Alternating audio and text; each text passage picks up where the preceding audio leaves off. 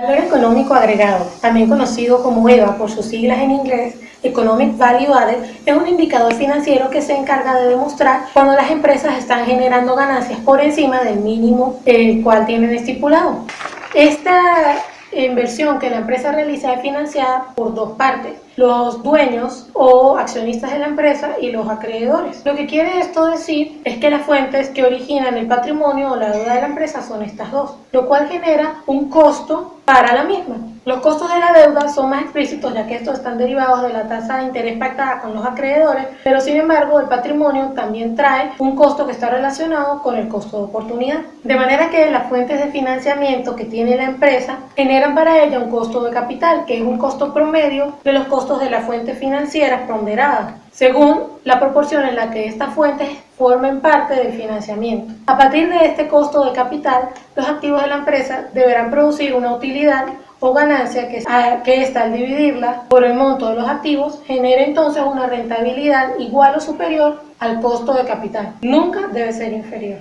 Por lo que podemos entender entonces, la rentabilidad de los activos es comparada con el costo de capital, lo que los activos deben producir en un mínimo de rentabilidad. Cuando esta rentabilidad sea superior al costo del capital, se dirá entonces que la empresa está produciendo ganancias superiores a las mismas, a las que ésta está obligado, pudiendo así crecer y perdurar en el tiempo. Estas ganancias entonces son denominadas EVA. Para calcular el EVA, los activos a considerar serán aquellos activos que sean operativos netos, que vendrán de los pasivos que no demandan pago de intereses, es decir, netos de estas cuentas por pagar que surjan de la operación y que se deban de los proveedores de bienes y servicios. De esta manera, al ser activos y pasivos desligados de financiamiento, se podrán comportar como lo que verdaderamente son, que son utilizados para producir la utilidad operativa. Ahora vamos con un ejemplo. Se tienen los datos de la empresa Valiosa S.A. con unos activos netos operativos de $1.000, unos costos de capital después de impuestos de un 24,5% y un mínimo por utilidad después de impuestos que deberá producir aproximadamente $245 millones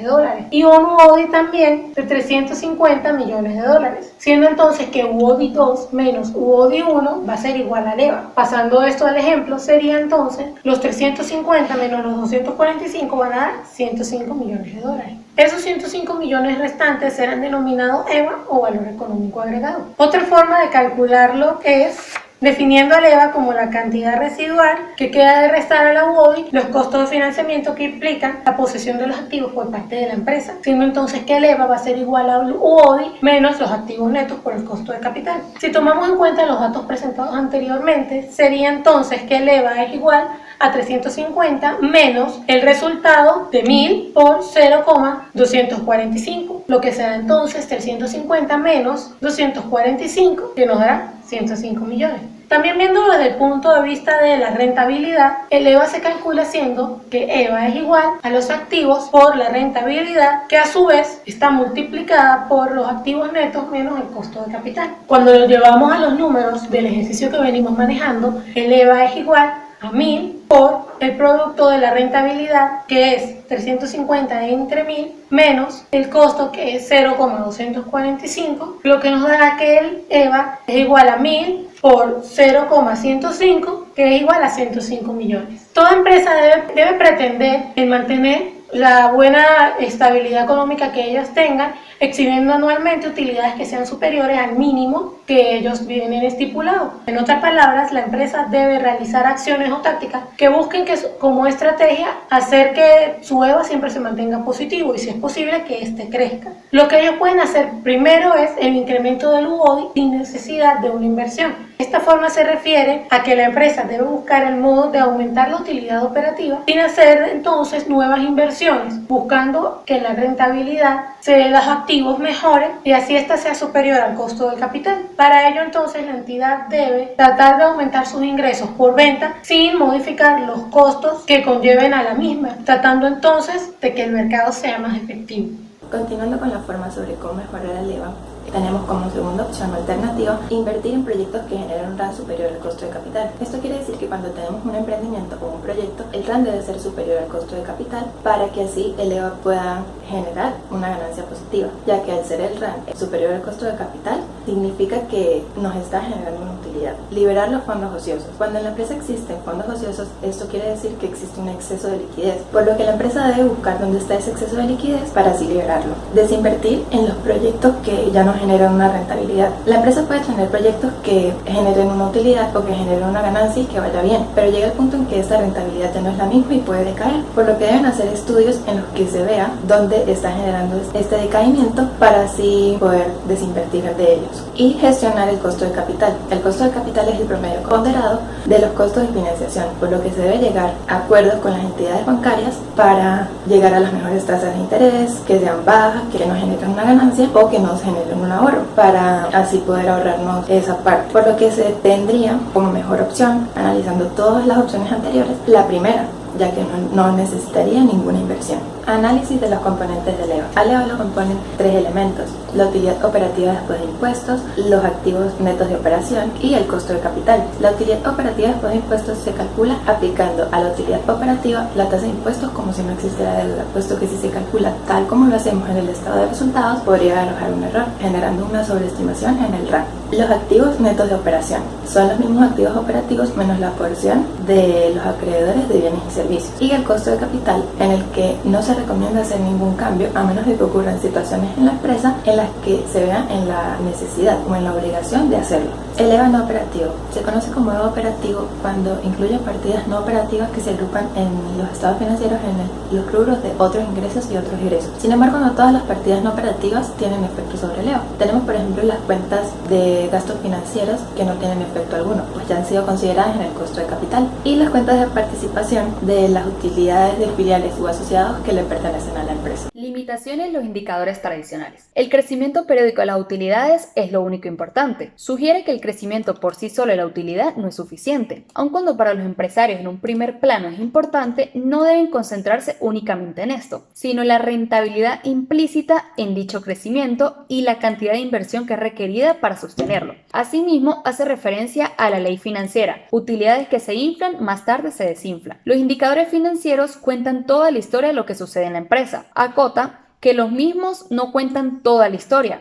aunque sí revelan parte de esta. Deben ser complementados con otras medidas que reflejen el efecto de las decisiones actuales sobre los resultados futuros y por ende sobre el valor de la empresa. Toda empresa se puede administrar con un sistema de reportes financieros. Sugiere que no se administra solamente con reportes financieros. Se requiere considerar además un sistema de reportes gerenciales que combine medidas financieras y no financieras. Y el reto de la gerencia es mantener un equilibrio entre ambos objetivos: relación causa y efecto. Métodos alternativos de contabilización. La obsesión por el crecimiento de las utilidades contables puede conducir a los ejecutivos a utilizar métodos de contabilización que favorezcan la utilidad neta sin que ello represente incremento alguno en el valor de la empresa, y que independientemente de que aumente o disminuya la utilidad contable como consecuencia de uno u otro método, el flujo de caja seguirá siendo siempre el mismo. Contradicciones explícitas en el cálculo de los indicadores tradicionales. Los indicadores se basan en datos históricos. Los estados financieros son ayuda indispensables para los administradores.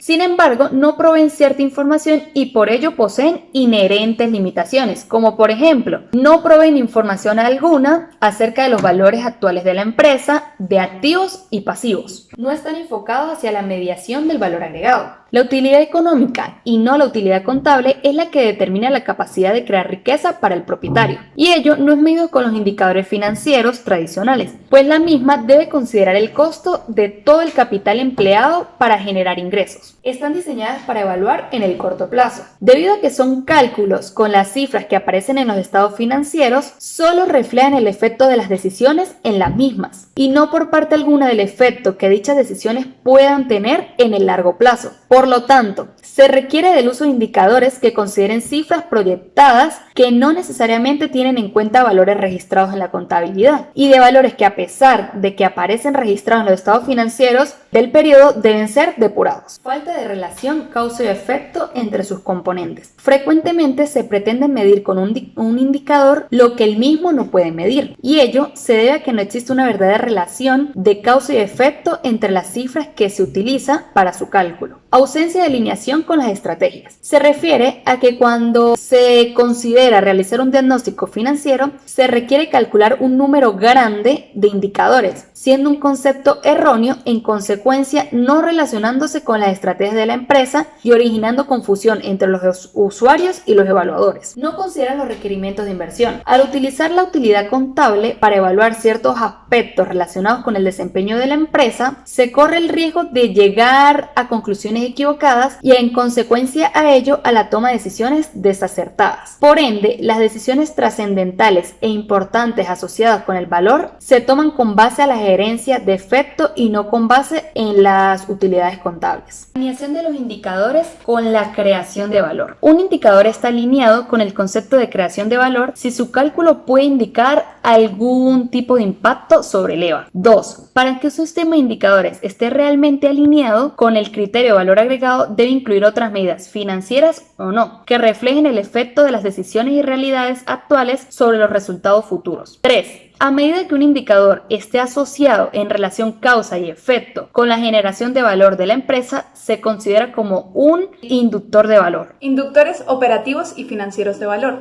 Inductor de valor es un aspecto relacionado con la operación de negocio gracias a su relación causa y efecto con su valor. Permite explicar las razones de su aumento o disminución como consecuencia de las decisiones tomadas. Dentro de los inductores financieros de valor se encuentran ciertos comportamientos de indicadores que su valor evidencian la posibilidad o impedimento que se pueda generar valor económico en una entidad. Entre ellos se halla el margen EBITDA y la productividad del capital de trabajo. El MEBITDA se refiere conceptualmente a la cantidad de centavos que quedan al realizar una venta de $1, es decir, cada vez que se realiza una venta debe quedar una ganancia. Sin embargo, si esa ganancia es efectivo, se denomina EBITDA, y si se relaciona con la venta o el ingreso realizado, se halla el indicador MEBITDA, que sería MEBITDA igual a EBITDA sobre ventas. Por lo que es de esperar que este indicador sea lo mayor posible, para que así se facilite no solo un buen margen de ventas, sino que también se produzca la liquidez necesaria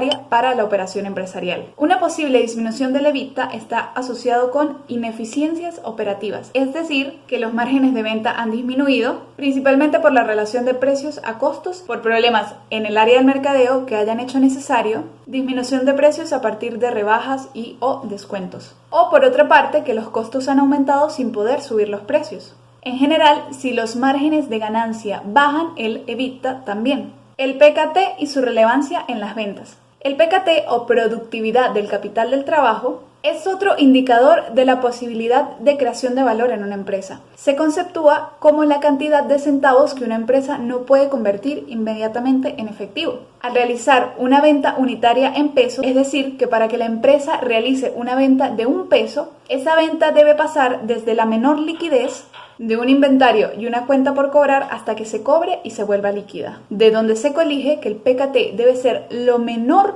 posible para que la empresa al vender no tenga problemas de liquidez. Una eficiente administración del capital del trabajo debe, a partir de un valor óptimo de ese inductor, tratar de que la variación de las cuentas que componen el capital de trabajo neto operativo varíen en la misma producción que las ventas, haciendo en consecuencia que el PKT se mantenga en el mismo valor al variar las ventas. El crecimiento atractivo de una empresa. Un crecimiento sano de una empresa se da cuando se crece con rentabilidad y liquidez. Si se considera el MEBITDA como un inductor de valor relacionado con la rentabilidad y al PKT como un inductor de valor relacionado con la liquidez, la relación entre estos dos inductores denominada palanca de crecimiento, la cual evidencia la relación entre el MEBITDA y el PKT, en la medida que este indicador sea mayor, se posibilita que su crecimiento es apropiado para la generación de la empresa, pues está creciendo con rentabilidad y liquidez, lo cual es un indicador de crecimiento sano para la empresa. El aprovechamiento de la capacidad instalada está revelada por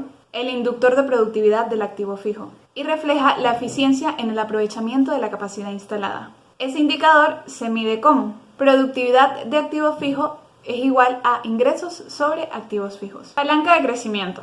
Refleja la relación que desde el punto de vista estructural se presenta entre el margen de EBITDA y la productividad de capital de trabajo, PKT, la cual permite determinar qué tan atractivo es para una empresa crecer. La fórmula de palanca de crecimiento sería P de C es igual al margen de EBITDA sobre el PKT. Cuando una empresa crece con una palanca de crecimiento desfavorable, pierde la capacidad para atender el servicio a la deuda, repartir utilidades y reponer activos fijos. Una disminución del margen de EBITDA podría aceptarse si eso coincide con un aumento de la palanca de crecimiento que mejore la caja o al menos la sostenga. También podría aceptarse un deterioro del PKT a costa de incrementar el margen de EBITDA. Cuando las condiciones competitivas presionan a la baja del margen de EBITDA, la gerencia debería enfocar sus esfuerzos hacia la mejora del PKT, a fin de impedir al máximo una disminución de valor de la empresa. Igualmente, el concepto de palanca de crecimiento también aplica para evaluar clientes, ya que es común encontrarse con casos de empresas donde los gerentes de empresas, en su afán por ganar participación de mercado, toman decisiones que desmejoran la posición de la caja, capturando nuevos clientes en condiciones de palanca de crecimiento desfavorables, por concederles descuentos y plazos superiores a los que ofrece la competencia.